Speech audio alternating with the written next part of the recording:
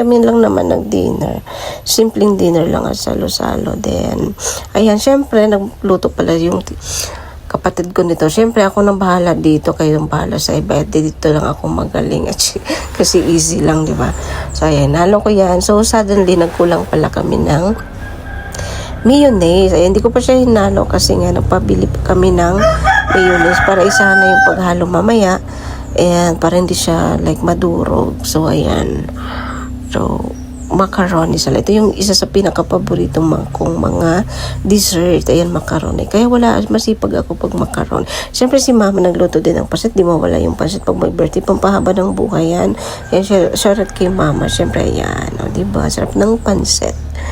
And talagang meron yan pag may birthday. Siyempre, dumating na yung mayonnaise na pinabili namin. Ayan, nilalalo ko na siya. Although hindi siya makulay guys, no? Kasi walang kaungat nata binili yung kapatid ko. So, nilagay lang natin is nata, 2 days na maliit. So, okay na yun. Ang importante naman dyan is malasa, matamis. Ayan, yan.